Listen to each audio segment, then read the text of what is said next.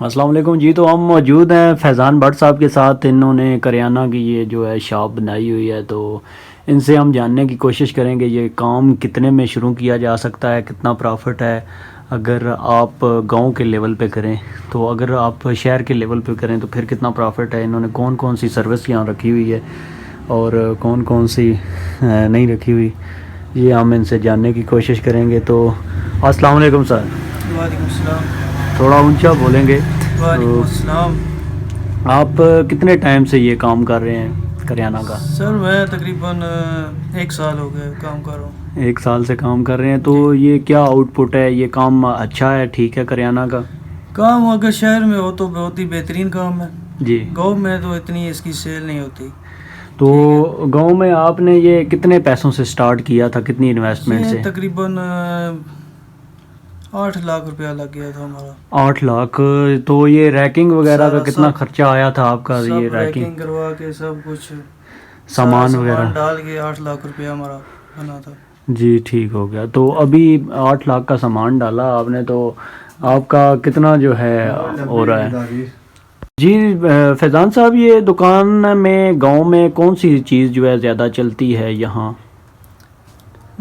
گاؤں میں ویسے تو ساری چیزیں رننگ والی ہیں, ٹھیک ہے.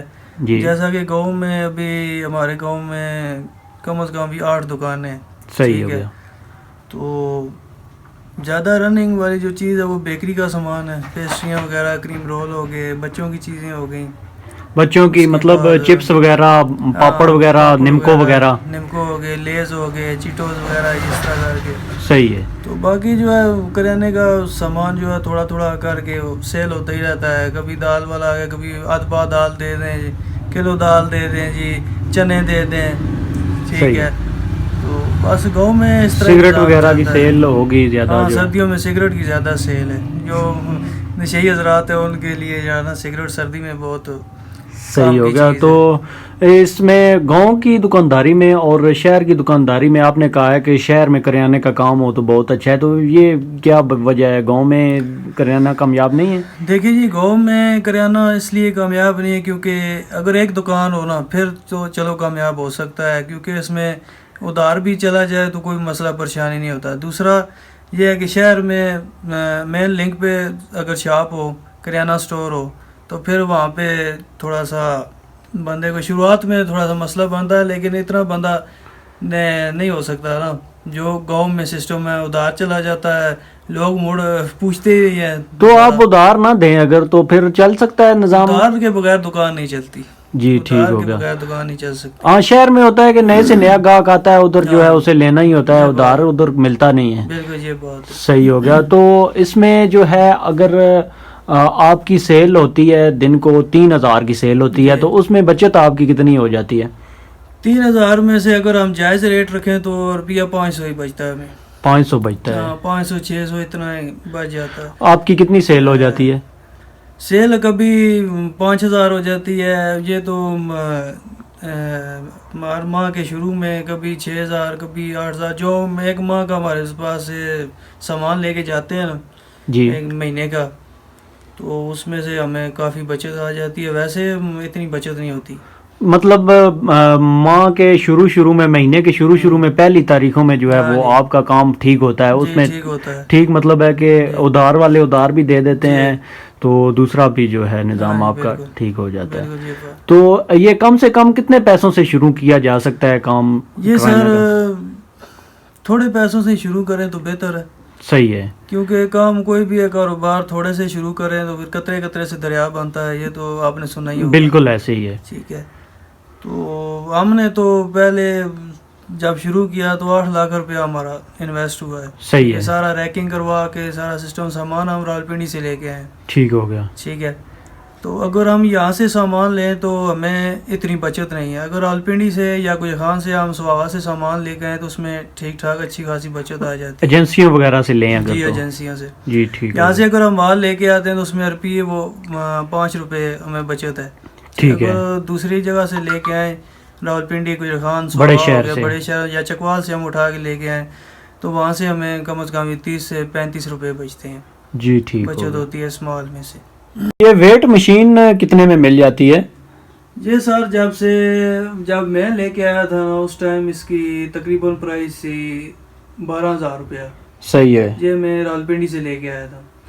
وہ دوست تھا میرا جس نے یہ چیزیں رکھی ہوئی. کتنے کی بتائی آپ نے؟ 12,000 روپے کی. 12,000 کی. یہ چارجنگ والی ہے, کتنا ٹائم نکال جاتی ہے اگر آپ لگائیں اسے ایک دفعہ چارج کریں؟ ایک ماہ اس کی چارجنگ کیپیسٹی اتنی ہے, یہ نکال جاتی ہے چارجنگ کے بغیر. جی ٹھیک ہو گیا. تو یہ ساتھ آپ نے اسٹیشنری کا سامان بھی رکھا ہوا ہے؟ جی اسٹیشنری کا سامان بھی ہے. یہ کیسا کام ہے, اسٹیشنری کا کام کیسا ہے؟ یہ کام تو بہت ہی اچھا ہے نا, لیکن یہ میرے خیال میں اسکول والے ایریا میں جو ہے وہ بہت زیادہ چلتا ہے, کالجز والے ایریا میں جو ہے نا, کالج ہو اسکول ہو, اس کے بعد یہ اس کے ساتھ شاپ ہو, یا مین کسی سینٹر میں جیسے مولیال مغلاں ڈوکمپ ہو گیا, اس طرح اگر شاپ وہاں پہ رکھی جائے تو بہت اچھا کام ہے. ویسے بھی یہ اسٹیشنری والا کام جو ہے بہت اچھا ہے, اس میں بہت ساری بچت ہے. ٹھیک ہو گیا. ٹھیک ہے.